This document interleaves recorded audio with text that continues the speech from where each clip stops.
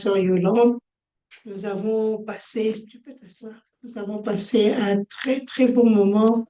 Il y a une semaine, on était en retraite avec la Cité du Dieu vivant. La Cité du Dieu vivant, je crois,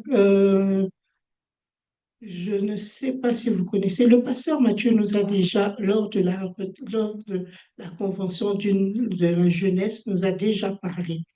Donc, il était venu avec les jeunes, il était un des orateurs de la conférence des jeunes.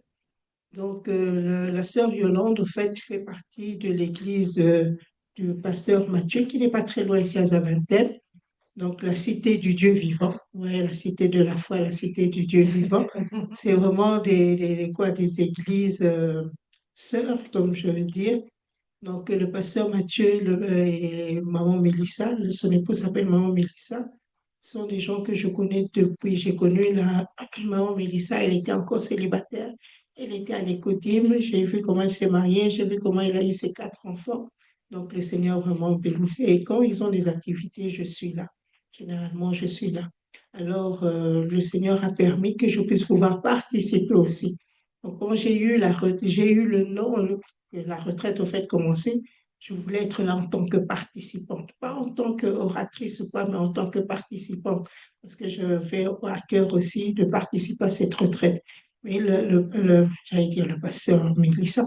Moi, Mélissa m'a demandé de pouvoir intervenir, donc j'ai fait un atelier sur la prière et j'ai fait un enseignement aussi. Cet enseignement que je vais vous partager. Pourquoi? Parce que c'est quelque chose que le Seigneur m'a mis à cœur. Je vais essayer de le réduire. Nous, à la Cité de la Foi, on aura le temps vraiment de le développer parce que je vous annonce, au fait, c'est un livre que je suis en train d'écrire. Donc, ce sont des quoi que le Seigneur m'a mis à cœur. Donc, le Seigneur m'a mis à cœur, je suis en train d'écrire 3 livres que vraiment Dieu me donne. Il me parle de 3 choses. Donc, euh, ce que je veux partager aujourd'hui, il y a aussi un livre sur le secret des 7 eunuques dans le livre d'Esther. Et il y a aussi le secret des 2 fleuves qu'on retrouvait dans le jardin d'Éden. Donc, j'espère que pour 2026, ces livres sortiront. Amen. Et que ça va nous bénir. Alors, bonjour ma sœur Ruth. Tu peux te mettre ici à côté. Alors, sans plus tarder, je veux vous expliquer le cheminement en fait de cette réunion. C'est vrai que j'avais dit obligatoire. Obligatoire, pourquoi? Parce qu'on avait beaucoup de sujets à discuter. C'est-à-dire, on doit préparer déjà l'anniversaire de notre pasteur. Donc, en tant qu'Église, il était important qu'on puisse pouvoir préparer 65 ans. Ça se fait. Il avait demandé une action de grâce, donc voir comment nous allons nous organiser pour que le 9, nous puissions faire cette action de grâce. Nous avons aussi la journée de fin, le fin d'année, le 31 décembre, comment nous allons organiser. Et surtout, parler au fait du programme que les femmes de feu, les femmes de foi vont faire. Le planning a été fait pour 2025-2026, toute l'année 2026. Alors, nous devons en parler. Pourquoi? Parce qu'il y a une vision claire, une vision, comment je vais dire, j'aimerais au fait vous faire participer à la vision que le Seigneur donne pour les femmes de feu, les femmes de foi. Donc, comme j'avais expliqué, au fait, c'est quoi les femmes de foi? C'est un ministère que le Seigneur m'a donné. Et les femmes de feu se retrouvent au fait dans les femmes de foi. Et feu signifie femme épanouie et utilisée par Christ. Donc, en tant que femme de foi, nous sommes dans le ministère femme de feu et vice-versa. D'accord? Et vice-versa. Toutes les femmes de foi sont dans le ministère femmes de feu. Et les autres qui ne font pas partie des femmes de la cité de la foi feront partie aussi du ministère femmes de feu. Amen. Amen. Alors pour cela, il y a une dynamique que nous devons amener tout au long de ce parcours. Et cette dynamique, en fait, c'est quelque chose que j'aurais aimé vous partager. Pourquoi? Pour que nous puissions prendre tous le chemin, en route, au fait, ensemble. Amen. Alors, avant de partager cela, nous allons prendre la parole de Dieu. Nous allons parler. Qui se souvient du thème qui a été affiché? Qui se souvient du thème? Qui a vu l'affiche?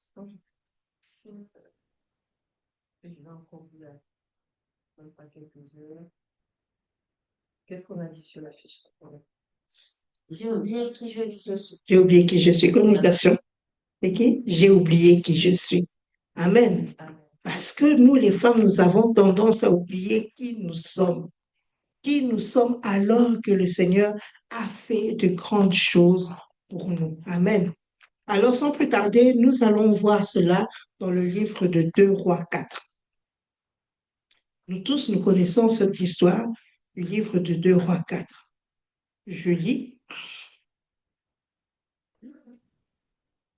Je vais lire dans ma version. La femme d'un des prophètes cria vers Élisée. Mon mari, ton serviteur, est mort, et tu sais qu'il craignait le Seigneur. Or, le créancier est venu pour prendre mes 2 enfants et en faire ses esclaves. Élisée lui dit, que puis-je faire pour toi? Dis-moi ce que tu as à la maison. Elle répondit, moi, ta servante, attendez, je ne sais pas nécessaire. Moi, ta servante, je n'ai rien d'autre à la maison qu'un flacon d'huile. Il lui dit alors, sors dans la rue, demande à tous tes voisins des récipients vides, ne te contente pas d'un petit nombre. Quand tu seras rentré, tu fermeras la porte sur toi et sur tes fils. Tu verseras l'huile dans tous ces récipients et tu mettras de côté ceux qui seront pleins. Alors elle le quitta, elle ferma la porte sur elle et sur ses fils. Il lui passait les récipients et elle les versait. Lorsque les récipients furent pleins, elle dit à son fils, passe-moi encore un récipient. Mais il lui répondit, il n'y a plus de récipient. Alors l'huile s'arrêta. Elle vint raconter tout cela à l'homme de Dieu. Celui-ci dit, va vendre l'huile et paye ta dette. Tu vivras, toi et tes fils, de ce qui restera. Amen. Hein? Amen. C'est la parole du Seigneur. Amen. Alors, qui je suis? Qui je suis? Cette histoire, en fait, nous relate en fait une femme, une veuve. Mais ce n'était pas n'importe quelle veuve. La Bible nous dit que c'était la veuve d'un prophète. C'était la veuve d'un serviteur de Dieu. Et cette femme-là, à un certain moment de sa vie, elle a eu des enfants, elle s'est mariée à un homme de Dieu et elle est devenue veuve. Et elle est devenue veuve, mais cela ne s'est pas arrêté à cet état-là qu'elle soit devenue veuve. On nous dit que son mari s'était tellement endetté qu'on a voulu prendre ses enfants. Il faut comprendre qu'en Israël, à ce moment, à cet instant-là, c'est que quand tu avais une dette envers quelqu'un, pour pouvoir payer ta dette, qu'est-ce qu'il fallait faire?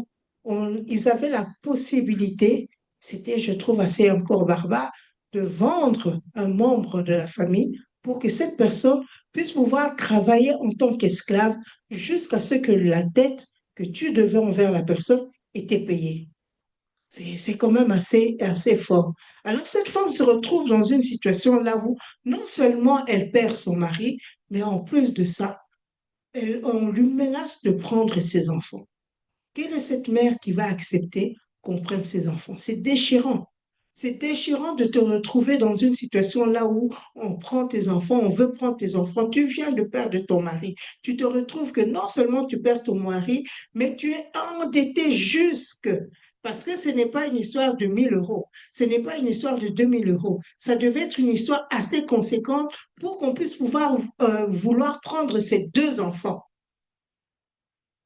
Et non seulement ça, endetté jusque, mais en plus de ça, on veut prendre ses enfants.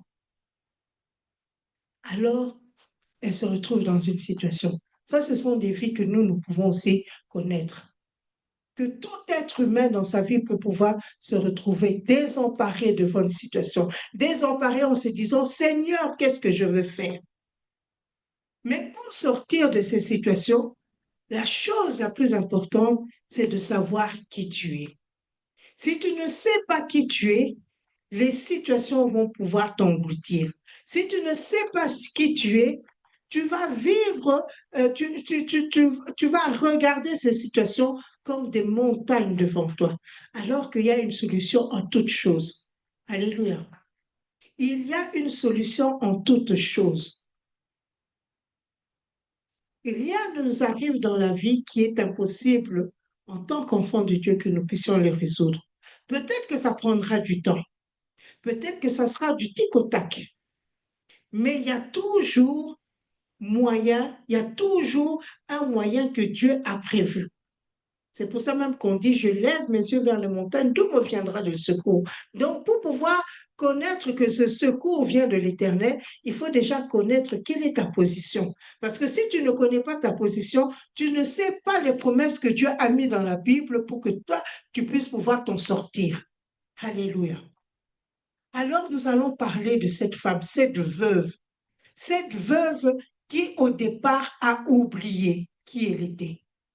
Vous savez, cette veuve s'est retrouvée, c'est quand même, elle vient, elle voit Élisée, le prophète Élisée, et elle vient dire à Élisée, Élisée, mon mari était comme toi. Vous savez, dans cette époque, à cette époque-là, un prophète était quelqu'un de très important. Un prophète n'était pas n'importe qui. Quand David devait aller à la guerre, quand le peuple de Dieu devait faire quelque chose, qu'est-ce qu'il faisait? Il recourait au prophète. Le prophète était une autorité. Et il dit, cet homme qui était une autorité m'a laissé désemparé, m'a laissé avec des enfants. C'est vrai il n'avait pas prévu de mourir. C'est Dieu qui a pris sa vie. Mais je me retrouve dans une situation telle que je suis endettée jusqu'au cou. Je me retrouve dans telle situation que l'homme que tu as mis à côté de moi, qui devait normalement veiller sur moi, parce que c'est le rôle du mari de veiller sur la femme, il me laisse non seulement avec des enfants, mais il me laisse aussi endettée jusqu'au cou. Qu'est-ce que je dois faire? Alors elle voit le prophète, elle crie vers le prophète. Elle dit au prophète Élisée, mon mari était comme toi, mon mari t'a servi. Mon mari t'a servi. Mon mari était un homme de bien. Elle dit, mon mari était ton serviteur, le serviteur, ton serviteur Élisée est mort. Et tu sais qu'il craignait le Seigneur. C'était pas quelqu'un qui avait des vies à gauche, à droite, non. C'était quelqu'un qui servait le Seigneur, quelqu'un qui connaissait la parole de Dieu, mais quelqu'un qui avait oublié, qui ne pouvait pas laisser sa femme endettée. Peut-être qu'il avait fait des investissements, des grands investissements. Et généralement, on dit que les prophètes connaissent le passé, connaissent le futur, peuvent invoquer le Seigneur à cette époque, chose que nous, aujourd'hui, nous pouvons le faire. Mais avant, les gens recouraient vers le prophète. Et il dit, il craignait le Seigneur. Or, le créancier est venu pour prendre mes deux enfants et en faire des esclaves. Pourquoi? Parce que la dette est tellement énorme que mes enfants doivent aller travailler. Donc, la première chose qu'elle a commencé à faire, c'est de crier vers le prophète. C'est que quand tu es dans une situation difficile, en tant que femme, en tant qu'être humain, la première chose que tu dois faire, c'est de crier vers l'Éternel. Ne laisse pas les situations pouvoir t'engloutir. Ne te laisse pas submerger par les situations. Les problèmes peuvent arriver, mais il y a une solution. Lève les yeux vers les montagnes, tu te viendras le secours. Le secours te vient de l'Éternel qui a fait les cieux et la terre. Le secours te vient de la personne qui te connaît mieux que quiconque. Le secours te vient de la personne qui a dit, avant que tu ne sois conçu, je te connaissais. Avant que tu ne sois conçu. Avant même, alors c'est encore merveilleux qu'on dit avant que tu ne sois conçu. C'est-à-dire que même quand la femme a conçu, elle ne sait même pas qu'elle a conçu. Elle ne sait pas. Il faut qu'elle ait un retard de règles pour pouvoir déterminer qu'il y a quelque chose qui se passe dans mon cœur, dans mon corps. Et puis après, aller chez le médecin pour pouvoir constater qu'elle est enceinte. Mais elle-même, au départ, elle ne le sait pas. Mais Dieu sait que tu as déjà commencé à vivre. Même un jour. Le un jour là que tu as commencé dans la matrice, Dieu le sait. Alors, qui, quelle est cette personne encore meilleure qui te connaît mieux que ce Dieu?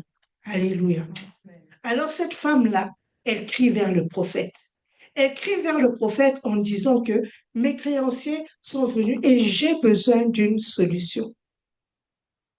J'ai besoin d'une solution. Que le prophète puisse pouvoir l'aider. Et je pense que dans la pensée de cette femme, elle s'attendait à ce que le prophète lui donne de l'argent. Elle ne s'attendait pas à ce que le prophète lui dit, va chercher les vases. Parce que quand tu regardes, moi je te dis que les créanciers viennent pour reprendre. Tu me dis, va chercher les vases pour les remplir d'huile. Et vous savez, dans d'autres versions, quand on parle de quoi d'huile, le prophète lui demande, qu'est-ce que tu as? Elle a dit, je n'ai rien d'autre que de l'huile à parfumer. C'est-à-dire même pas l'huile pour préparer, l'huile pour me parfumer. Dans d'autres versions, on parle d'huile pour me parfumer. Et on lui dit, remplis. Moi, je vais me poser, ah, prophète, moi, je te dis qu'on veut venir prendre mes enfants. On veut venir les prendre pour devenir esclaves. Je te dis que je suis plein. Et toi, tu me dis, va faire, prends les vases remplis. Mais cette femme avait la foi. Cette femme avait l'obéissance. Dans nos vies, il y a des situations qu'on n'arrive pas à régler parce que nous sommes désobéissants. Alléluia. Le pasteur a beau enseigner, fais ceci, tu dois faire ceci, tu dois agir ceci, mais nous agissons de notre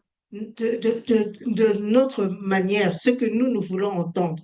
Mais la solution de cette femme était par rapport à ce que le prophète lui a dit. Elle n'a pas discuté, elle a pris les vases, elle les a amenés à la maison, elle les a remplis. Elle les a remplis. Et quand elle les a remplis, après, elle est partie trouver chez le prophète. Vous vous rendez compte aussi que cette femme était une femme qui avait un bon caractère. Parce que si elle avait un mauvais caractère, elle avait un mauvais témoignage, elle n'aurait pas eu assez de vases pour pouvoir payer sa dette. Et quand elle a rempli ses vases, elle n'avait pas, ce n'était pas, le prophète ne lui a pas donné suffisant. En fait, le prophète ne lui, l'huile qu'elle a retirée, ce n'était pas seulement pour payer sa dette, mais c'était pour commencer à vivre. Parce que la Bible dit que le prophète lui a dit, quand tu vas remplir, prends cette huile-là, va la vendre et avec le reste, maintenant continue ta vie. Donc, il y avait suffisamment, je peux dire même, si je dois caricaturer, il y a peut-être qu'elle, sur une dette de 100 000, elle avait peut-être eu 200 000, elle a payé les 100 000, il lui restait 100 000 pour pouvoir vivre. Alors, n'oubliez pas aussi que c'était une veuve. Une veuve était un état très bas dans la société. C'est pour ça que la Bible dit au temps de Jésus que nous devons prendre soin des veuves, parce qu'une veuve n'a pas les ressources pour pouvoir vivre. C'est comme ça que dans l'Ancien Testament, on demandait que pour les veuves, il fallait soit qu'elles se remarient avec un membre de la famille qui allait prendre soin d'elle, soit elle allait se retrouver comme Naomi toute seule. Naomi a continué à être soutenue en fait par Ruth, par Ruth. C'est Ruth par le travail qui a mené à manger à Naomi. Donc, l'état d'une veuve, c'est vraiment l'état le plus bas. Donc, c'est pour te dire que cette femme s'est retrouvée dans l'état le plus bas. Nous, en tant que femmes, je parle de femmes parce que c'est la réunion d'une femme, la réunion des femmes, mais ça peut aussi s'étendre chez les hommes. En tant que femme, tu peux te retrouver dans une situation aussi bas que tu ne sais pas comment pouvoir t'en sortir, mais il y a toujours une solution. Alors, qui je suis? La première chose que nous sommes un être humain. C'est la première dimension. que nous avons, c'est la dimension d'être humain. C'est la dimension de femme, de homme, tel que Dieu l'a créé. Nous prenons le livre de Genèse. Dans Genèse 1,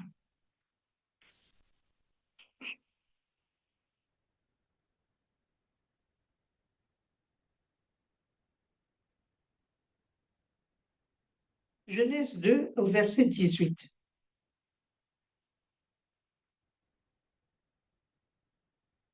Le Seigneur dit, il n'est pas bon que l'homme soit seul. Je vais lui faire une aide qui sera son vis-à-vis. Alléluia.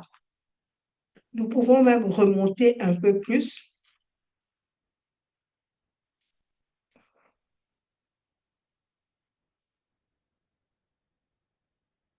Genèse 2, à partir du verset, à partir du verset 15.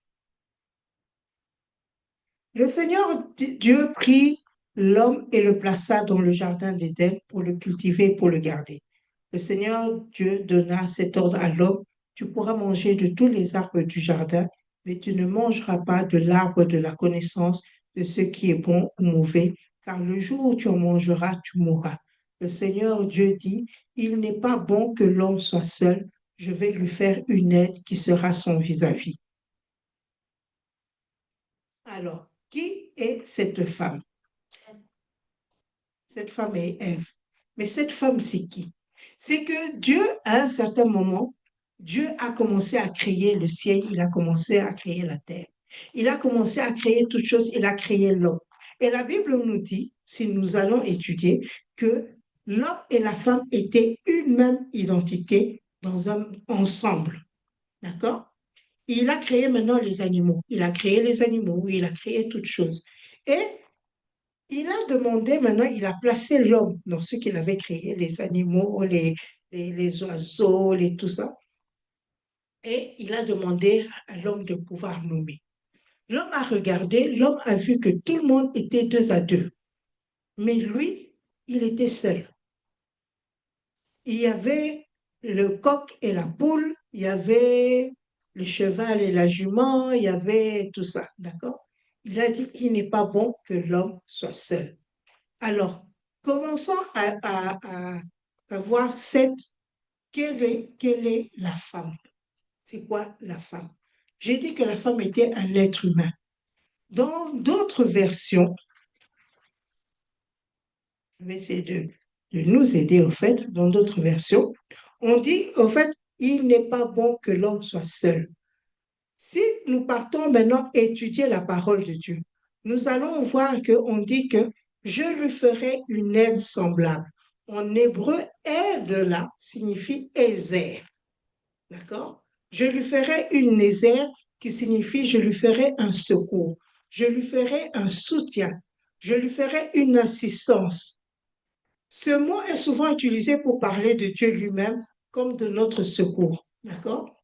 Donc, Adam s'est retrouvé dans une situation là où il avait besoin d'un secours. Il avait besoin d'un être qui était comme lui. Peu importe qu'il soit homme, peu importe qu'il soit femme. Mais il a besoin d'un secours. Hein, c'est pour ça qu'il dit, je lui ferai une aide semblable. Au départ de la pensée de Dieu, c'était d'avoir quelqu'un qui pouvait l'aider aussi à pouvoir cultiver, à pouvoir gérer, à pouvoir donner. Donc, comme je vous ai dit, que Dieu plaça l'homme et le plaça dans le jardin d'Éden pour le cultiver et pour le garder. Donc, il avait besoin d'une aide. Au départ, c'est vrai que nous avons tendance à dire que cette aide-là, c'est une épouse.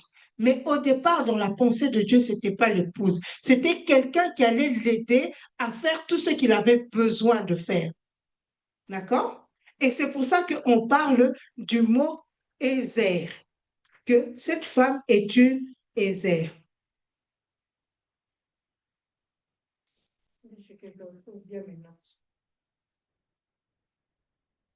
Et je veux nous faire comprendre en fait quelle était la mission.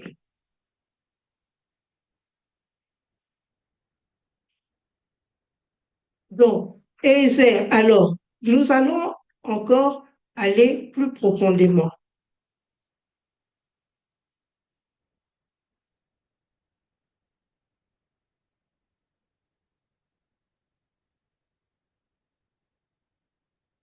Donc, cette femme, elle dit, attendez,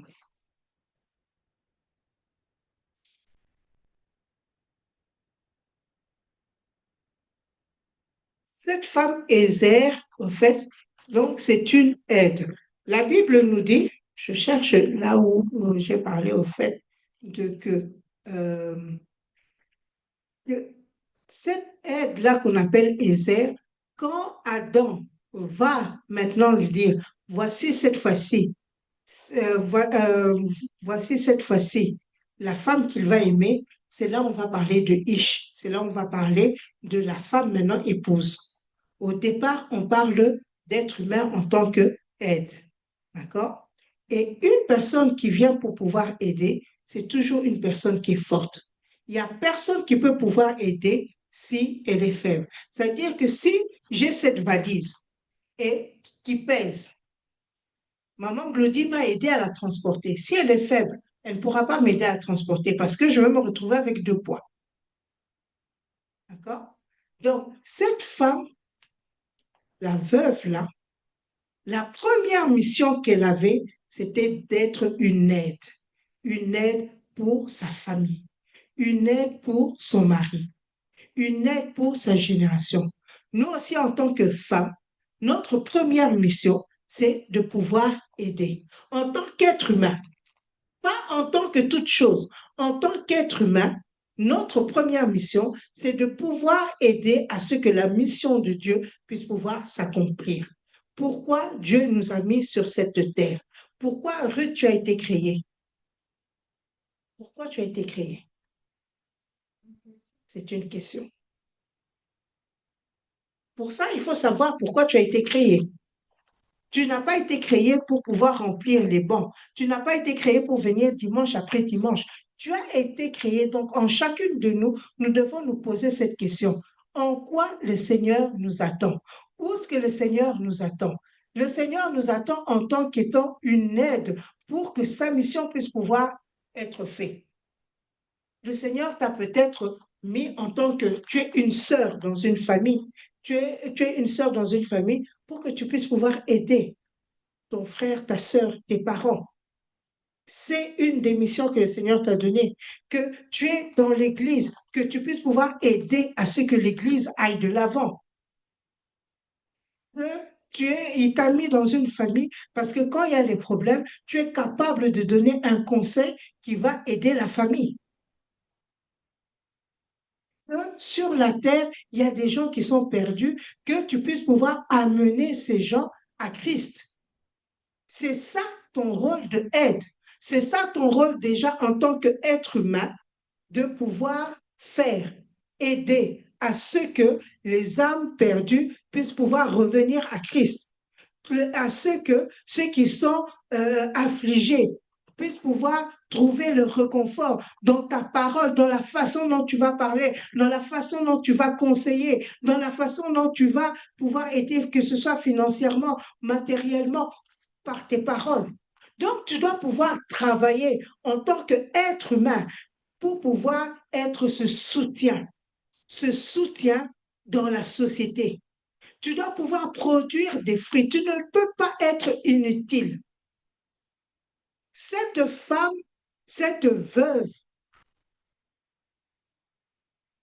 avait le devoir de pouvoir aider, de pouvoir faire en sorte que sa famille, en tant que soutien, que sa famille ne soit pas disloquée. C'est pour ça qu'elle a crié au prophète, parce qu'elle connaissait qui elle était. Elle savait que non seulement elle était mère, en dehors du fait qu'elle était mère, elle ne pouvait pas admettre que ses enfants puissent pouvoir aller dans l'esclavagisme. Elle n'a pas voulu accepter que les situations puissent pouvoir l'emporter. Alléluia. C'est ça notre premier rôle, être une aide, un soutien. Ne te dis pas que tu es inutile. Ne te dis pas que tu n'as pas un rôle à jouer. Toute personne, nous avons un rôle à jouer dans la société. Toute personne, nous avons un rôle à jouer là où nous sommes. La Bible dit que toute famille tire son nom de l'Éternel. C'est-à-dire que si tu as été créé, si tu es venu au monde dans cette famille, c'est que tu as un rôle à jouer. Tu as un rôle à jouer. Et ce rôle-là, tu dois le chercher dans la présence du Seigneur. Ce rôle-là, tu dois demander au Seigneur comment je peux pouvoir être une aide. Ne sois pas de ces personnes-là, quand on dit elle, on ne peut pas compter sur elle.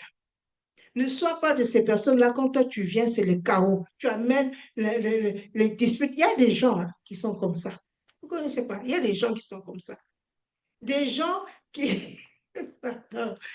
Des gens qui trouvent qui sont victimes, qui trouvent toujours qu'ils sont victimes. Toi, si tu es victime tout le temps, quand est-ce que tu vas sortir de la victimisation? Quand est-ce que la Bible nous parle de Jabet? Jabet qui était un homme que sa mère a donné, vous vous rendez compte? C'est vrai qu'à cette époque, on avait cette culture. J'ai eu ce fils dans la douleur, dans la souffrance, et je l'appelle Jabet. Et Jabet ne s'est pas laissé démonter dans cette situation. Jabet a dit non, non, Seigneur, il faut que tu étonnes mes limites. Même si je suis le plus considéré, mais tu dois, par le nom que je porte, ce nom-là, je le change, je le transforme. Moi, je connais quelqu'un, non, son nom s'appelle Mianda. Mianda signifie les problèmes. Je vous assure, elle a des problèmes jusque-là. Jusque, non, tous les problèmes du monde doivent revenir sur elle. Tous les problèmes de la famille doivent tomber sur elle. Mais comme c'est une chrétienne, c'est vrai qu'elle n'a pas changé. Il y en a qui changent leur nom. Elle n'a pas changé le nom, mais elle a changé maintenant sa façon d'être. Elle est une solution. Au lieu d'être un problème, elle est maintenant une solution pour sa famille. Elle joue son rôle d'aide. Alléluia. Elle joue son rôle d'aide. Et c'est à cela que le Seigneur nous appelle. Cela, en tant qu'être humain, nous avons le rôle de pouvoir aider. Aider. Donc, même dans l'Église, quand tu vois que quelque chose ne va pas, souviens-toi que tu es une aide pour l'Église. Souviens-toi que moi aussi, je dois amener ma pierre à l'édification de cela. Souviens-toi que j'ai un rôle à jouer. Je ne suis pas là par hasard. Il n'y a personne qui est là par hasard. Et la Bible nous dit que c'est Dieu qui conduit les pas des gens. Si moi je suis dans une assemblée, c'est que je dois jouer mon rôle d'aide. J'ai ma part à jouer aussi. Alléluia. Donc, cette femme a compris qu'elle est une aide. Et ce n'est pas n'importe quelle aide.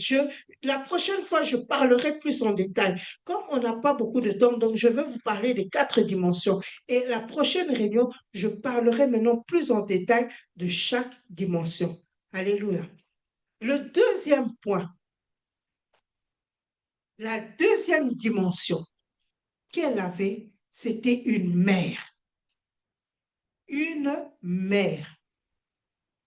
Elle était une mère. Cette veuve, non seulement elle était homme avec grand H, mais elle était parlons avant la deuxième dimension de mère, nous allons parler qu'elle était une femme. Alléluia. C'est une réunion des sœurs, c'est une réunion des femmes. Une femme a une portée prophétique.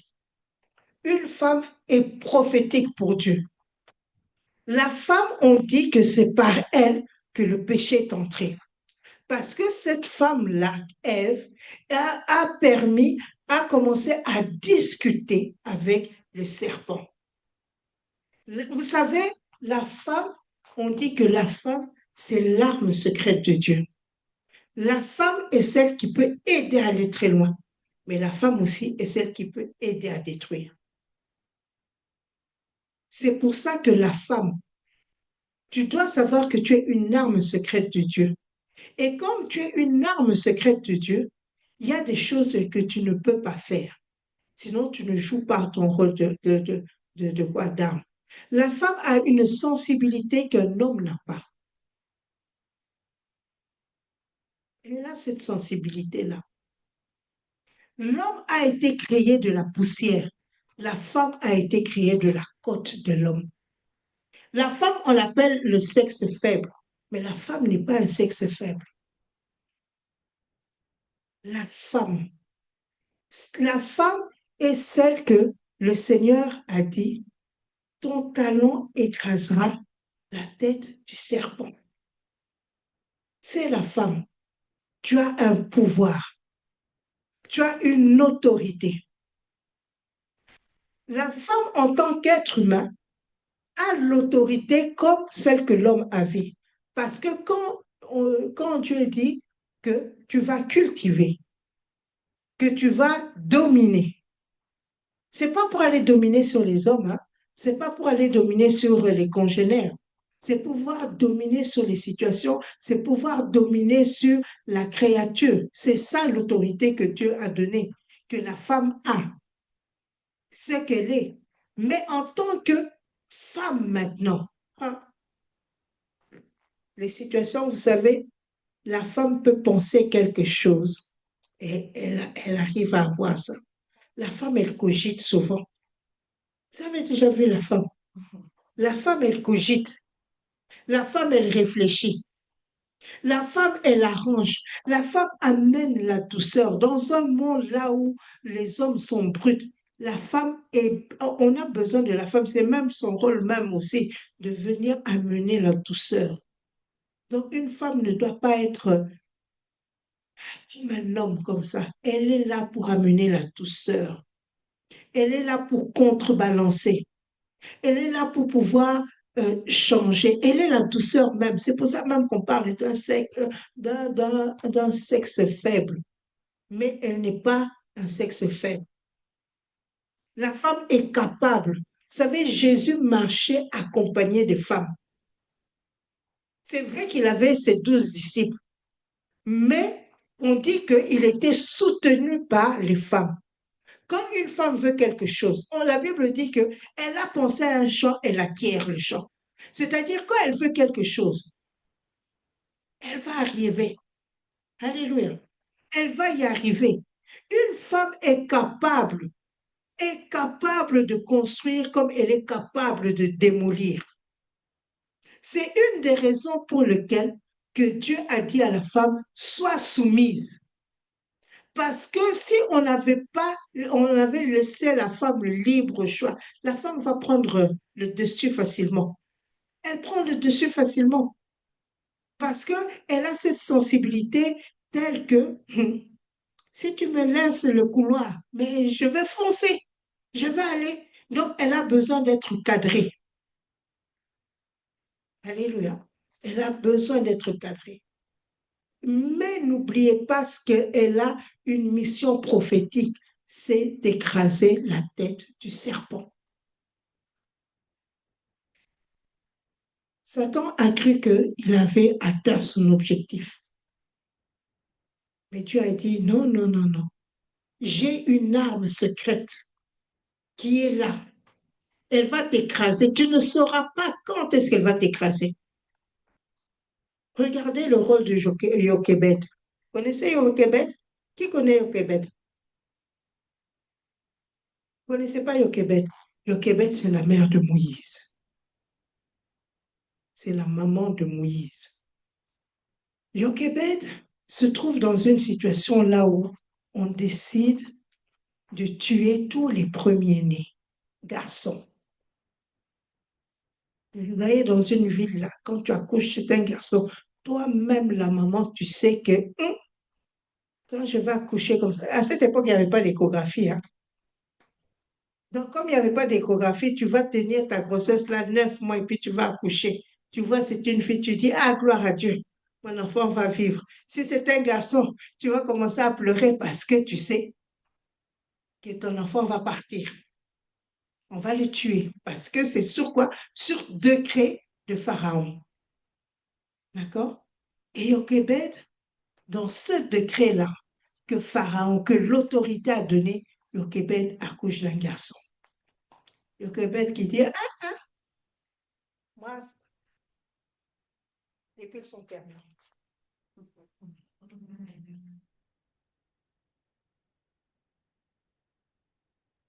Allô?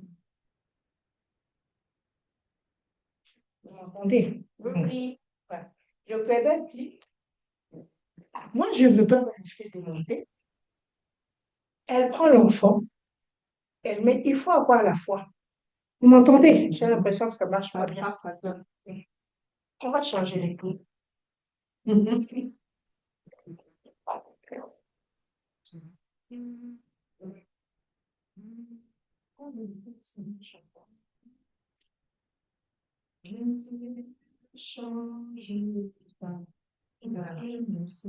Alors, Jochebed se dit, non, moi, je ne me laisse pas dépiter par cette situation. Je veux prendre mon fils, je veux faire un panier. Quelle, quelle intelligence! Et je vais le mettre sur l'eau. Je vais mettre cet enfant sur l'eau. Est-ce que Jochebed savait que Moïse, c'était celui qui allait sortir les enfants d'Israël? Elle ne savait pas. Elle ne le savait pas. Parce que des fois, nous avons les enfants, nous ne savons pas la mission que Dieu a pour ses enfants. C'est pour ça qu'en tant que femme, si tu n'as pas encore conçu ou quoi, prie pour ton enfant. Prie pour la destinée. Cette femme ne savait pas. Mais elle savait une chose, que moi, mon fils ne doit pas mourir. Et elle prend cet enfant, elle l'emmillote, elle le met sur le panier. On parle d'un panier. Alors moi, je suis en train d'imaginer, un panier, tu mets même 4 pommes. Qu'est-ce que le panier va faire? Il va couler. Mais elle a la foi que dans ce panier-là, son enfant ne va... C'est pas un radeau. C'est-à-dire un radeau, on a fait en sorte qu'il doit flotter. Là, on dit qu'il a mis dans un panier et elle part le cacher. Alors, dites-vous déjà, on avait dit à ces sages-femmes, Poua et Chifra, que quand vous avez envoyé ces enfants-là, directement, il faut tuer. Donc, on suppose que Jochebed, tout le monde savait que Jochebed attendait famille. Tout le monde le savait. Mais Jochebed arrive quand même à accoucher et à cacher son enfant. Et je pense qu'elle a parlé à Myriam en disant, va regarder. Myriam est en train de regarder comment le panier allait tout doucement. Et Dieu qui fait les choses, Dieu voit, on voit la fille de Pharaon se laver. Et cette fille voit le panier, Pharaon, celui qui a mis le décret. Et elle sait que c'est l'enfant en hébreu. Et elle le prend quand même. Et elle l'élève. Et cet enfant va libérer le peuple d'Israël.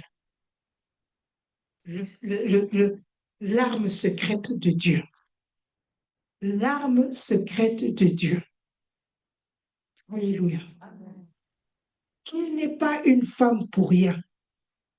Tu es une femme en qui Dieu a donné les capacités, en temps de difficulté ou quoi, de pouvoir libérer la famille. Cette veuve s'est retrouvée en tant que femme à libérer ses enfants de l'esclavage. Cette veuve, comme toi, tu es une femme, comme moi, je suis une femme. Nous devons comprendre qui je suis. Qu'on n'oublie pas que nous sommes des femmes, que Dieu a mis en nous un secret. Il nous suffit d'aller au pied de la croix et demander au Seigneur, Seigneur, comment je veux faire? Quelles sont les stratégies que je veux faire? Quelles sont la direction que tu vas me donner, que je veux faire pour pouvoir libérer, que ce soit ma famille, que ce soit mes enfants? Alléluia. Que ce soit l'Église, que que ce soit mon pays. Déborah était, oh là, Déborah était qui? Déborah était juge. On ne veut pas que je parle.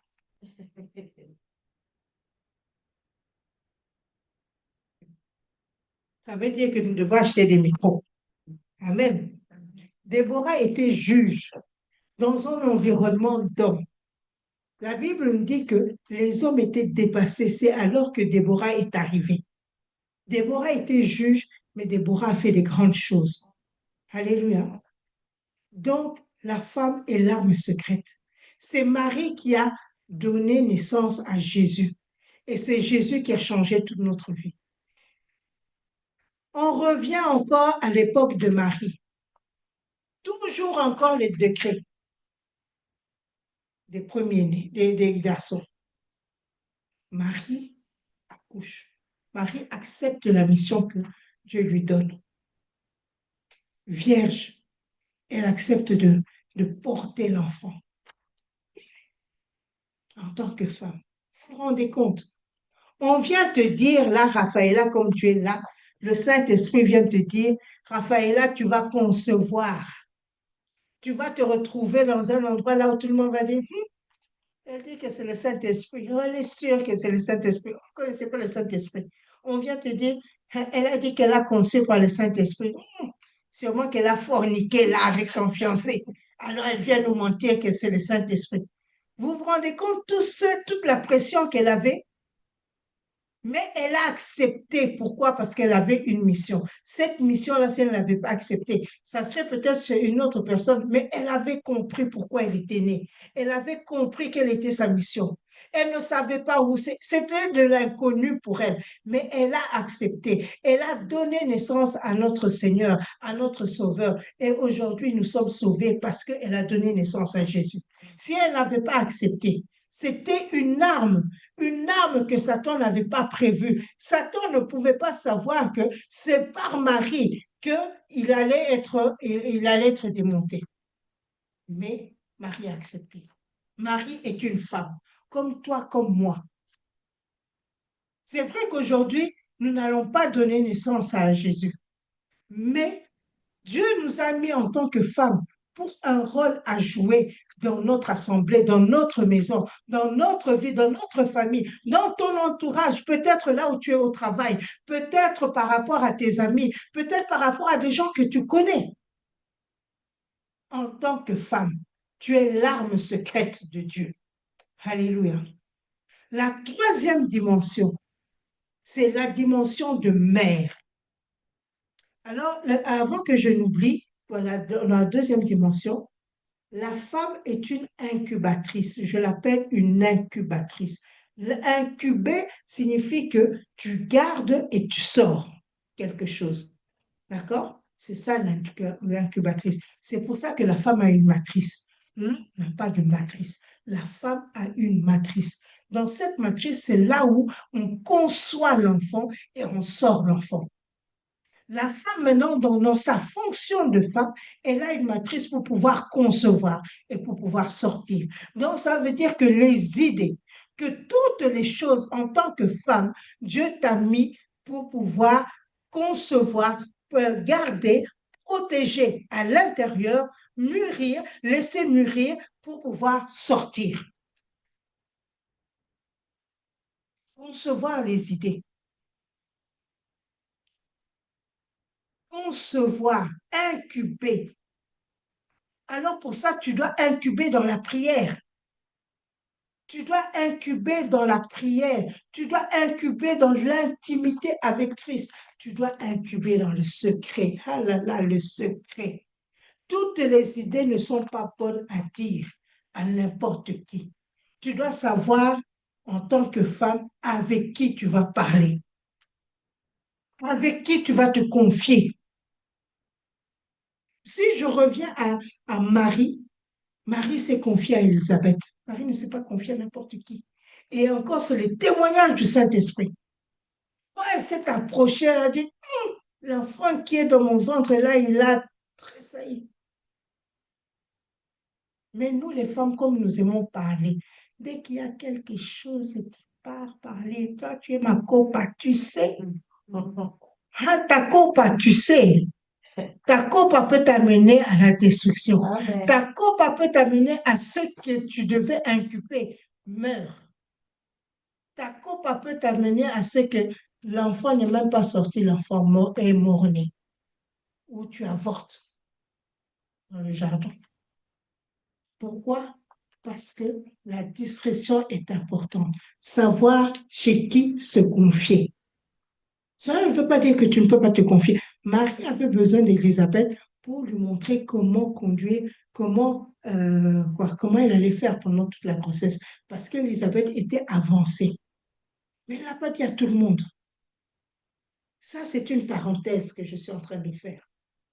Le secret, l'intimité avec Christ, mais le secret, savoir vers qui je veux me tourner. En tant que femme, nous avons besoin, parce que la femme parle beaucoup, la femme a besoin de parler, la femme a besoin de s'exprimer, mais nous devons savoir quand nous exprimer, nous devons savoir quand parler. Des fois, c'est trop tôt. Des fois, attends que ça puisse pouvoir porter du fruit avant de pouvoir sortir. Alléluia. En tant que femme, nous avons besoin. Alors, la troisième dimension, c'est la dimension de mère. Cette veuve était une mère. Une mère est là pour pouvoir protéger. Une mère est là pour pouvoir prendre soin. C'est la mère qui prend soin de l'enfant, mais c'est la mère aussi qui instruit, qui éduque l'enfant. Cette femme était une veuve. Peut-être qu'en tant qu'être humain, elle allait dire, je ne peux rien, je n'ai pas assez de sous, je ne sais pas quoi faire. Mais en tant que mère, son cœur a pleuré. Alors, la mère n'est pas seulement celle qui porte. La mère est mère, en fait, c'est toute femme. Toute femme a vocation d'être mère. Peut-être que moi, je n'ai pas eu d'enfant, mais je peux être mère pour l'enfant d'autrui. Et je dois jouer mon rôle en tant que mère. C'est-à-dire que quand je vois quelque chose qui ne va pas bien, je suis capable d'intercéder pour que cela puisse pouvoir aller. Alors cette femme, cette veuve a intercédé. On dit qu'elle a crié vers le prophète. C'est-à-dire que quand elle a crié vers le prophète, c'est-à-dire qu'elle a intercédé. Elle a commencé à intercéder. Le drame, c'est que nous ne passons pas le temps à intercéder. Le drame, c'est que nous ne passons pas le temps à prier. Elle a intercédé. Une mère est là pour intercéder. Une mère est là pour prier. La Bible dit qu'ils sont, comment on parle, que les femmes sont une armée. Euh, oh, ce verset, en fait, tout ce que j'ai dit ne se retrouve même pas là-dedans. Je ne le trouve pas dans mes notes. En fait, il y a une partie qui se retrouve dans mes notes, mais une autre, c'est... voilà. Question. Oui. Tu as dit que la deuxième dimension, c'est être une mère. Non, j'avais dit, j'ai changé au fait. J'ai dit première dimension, être humain. Deuxième dimension, être une femme. Troisième dimension, être une mère. D'accord? Donc, une mère. Une mère, c'est celle qui porte. Une mère, c'est celle qui couvre. Alors, quand tu portes, quand tu couvres comme une poule, qu'est-ce que tu fais? Tu protèges. Tu protèges comment? Tu protèges dans l'intercession. Tu dois protéger dans l'intercession.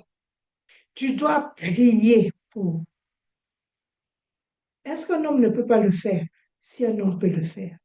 Mais je pense que la dimension la plus profonde, c'est une mère. Parce que tu as porté cet enfant 9 mois. Donc, quand tu vas prier, tu auras une autre dimension. En tout cas, je suis convaincue. Les hommes prient, les hommes intercèdent, mais la dimension de celle qui a accouché dans la douleur est tout à fait différente. Amen. Alléluia. Un homme ne connaît pas les douleurs de l'enfantement. Donc, ça veut dire que quand tu connais les douleurs de l'enfantement, tu vas prier jusqu'à enfanter pourquoi tu cherches, ce pourquoi tu pries. tu auras ces douleurs-là de l'enfantement. C'est-à-dire que quand moi je vois une situation qui ne va pas, que ce soit dans ma vie, que ce soit dans la vie de mon mari, de mes enfants, de l'église ou quoi, je veux prier de telle façon que les douleurs de l'enfantement arrivent, que je ne garde pas cet enfant dans ma matrice, que je la sorte, que je la sorte, que je l'enfante. Alléluia. La dimension de l'intercession. Cette femme a crié au prophète. Elle a dit, Élisée, mon mari était un bon serviteur. Regarde maintenant, on est endetté de telle façon qu'on veut prendre mes enfants. Ne laisse pas qu'on prenne mes enfants. Elle a prié pour cela. Elle a intercédé pour cela. La quatrième dimension, je fais assez vite pour qu'on ait le temps. Normalement, on devait finir à 16 heures. Donc, je fais assez vite. La quatrième dimension, cette femme était épouse. L'épouse, l'épouse. On parle que l'Église est l'épouse de Christ. La quatrième dimension, cette femme était une épouse. Cette femme a compris une chose, qu'elle avait été mariée à quelqu'un. Elle avait été mariée à un prophète. Elle avait été mariée à un homme, qu'il soit homme de Dieu ou qu'il soit n'importe qui, quelconque. Mais une chose que je sais, c'est que j'ai été une épouse. Et une épouse est une alliance. Et l'alliance avec Dieu ne se rompt pas. Et en tant qu'être humain, nous devons avoir une alliance avec notre Dieu. Cette femme avait compris la notion d'alliance. Elle a dit, même si mon alliance terrestre est, est brisée parce que je suis devenue veuve, parce que mon mari est mort, mais mon alliance avec mon Dieu existe toujours. Elle a dit, je crierai vers le Seigneur et le Seigneur va me répondre. Je crierai, car le Seigneur se laisse trouver par ceux qui le cherchent. Alléluia. Il a dit, invoque-moi. Il a dit, je me laisserai trouver par ceux qui me cherchent. L'alliance avec Dieu ne se rompt pas. Vous savez, un contrat se rompt, mais une alliance ne se rompt pas. Mais nous, en tant qu'êtres humains, généralement, nous oublions cela. Quand nous avons reçu Jésus-Christ comme Seigneur et Sauveur, nous avons fait une alliance avec notre Dieu. Et nous devons veiller à ce que cette alliance ne se rompe pas. Parce que Dieu ne rompt pas son alliance. Alléluia. Cette femme a compris, cette veuve a compris une chose, que mon alliance avec Dieu ne s'est pas rompue. Peut-être qu'avec le monde, mais je sais que je vais invoquer le Seigneur et le Seigneur va me répondre. Alors, elle a commencé à remplir l'huile dans les vases. L'huile qu'elle est en train de remplir symbolise le Saint-Esprit. Alléluia. En tant que femme, en tant que vivant dans ces 4 dimensions, tu dois chercher à être rempli par le Saint-Esprit. Tu dois être ce vase-là. La Bible dit que quand elle a commencé à remplir, l'huile s'est arrêtée quand il n'y avait plus de vase. Tant que tu vas sentir, tant que tu verras que tu n'as pas besoin que le Seigneur puisse pouvoir te remplir, l'huile va arrêter. Donc, tu dois demander à chaque fois, Seigneur, remplis-moi. Que je suis un vase vide, j'ai besoin que tu me remplisses. J'ai besoin que tu puisses pouvoir me remplir. Parce que nous avons besoin du Saint-Esprit. Jésus a dit, il est avantageux que je m'en aille afin de vous envoyer le Saint-Esprit. L'Esprit de vérité qui vous conduira dans toutes choses. Nous avons besoin du Saint-Esprit. Nous avons besoin du Saint-Esprit. Cette femme a commencé à remplir tous les vases qu'elle avait, jusque quand elle n'avait plus de vase et la Bible dit que l'huile s'arrêta. Alléluia. Nous avons besoin du Saint-Esprit. Nous avons besoin d'être remplis tout le temps, tout le temps, tout le temps, tout le temps, tout le temps, jusqu'à ce que le Seigneur nous prenne. C'est notre prière de tout le temps. Alors, si nous lisons, nous allons voir que j'ai parlé de la discrétion. Le serviteur de Dieu, Élisée, lui avait dit, entre dans la maison avec tes enfants et ferme la porte. Le miracle se fait dans la discrétion. Le miracle ne se fait pas devant tout le monde. Le miracle se fait dans la discrétion.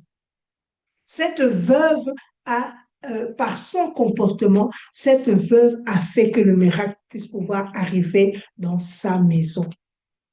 Alléluia. En tant que femme, nous sommes incubatrices des miracles que nous trouvons dans nos vies. Alors, je vais m'arrêter aujourd'hui à cela. Je vais m'arrêter aujourd'hui. Nous aurons la prochaine fois le temps de parler encore plus. Alléluia. De rentrer maintenant plus en profondeur. Je vous dis, la plupart des choses que j'ai dites ne se retrouvent pas là. Les grandes lignes sont là, mais c'est comme ça que le Seigneur m'a conduit. Alléluia. Donc, ça va me permettre aussi d'enrichir mes données. Alléluia. Donc, en tant que femme, nous allons nous lever, nous allons prier. Nous allons prier pendant 2 minutes et puis nous allons continuer pour que nous n'ayons pas trop de retard par rapport à notre programme. Alléluia. Nous allons dire, Seigneur, montre-nous les 4 dimensions. Tu m'as appelé dans les 4 dimensions en tant qu'être humain, en tant que femme, en tant qu'épouse, en tant que mère. Seigneur, que je puisse pouvoir exercer. Ne te dis pas que je n'ai pas d'enfants. Non, tu portes en toi les enfants. Peut-être que tu n'as pas conçu, peut-être que tu n'as pas encore conçu, peut-être que je ne sais pas. Mais j'ai dit que tout le monde est mère de quelqu'un. Alléluia. Je suis la mère de Ruth, je suis la mère de Rudy, je suis la mère de Yolande, je suis la mère. Alléluia. Et quand je sens que je suis la mère, je prendrai soin de la personne que tu as mis à côté de moi. Je ne suis pas là pour rien, je suis là pour un but. Amen.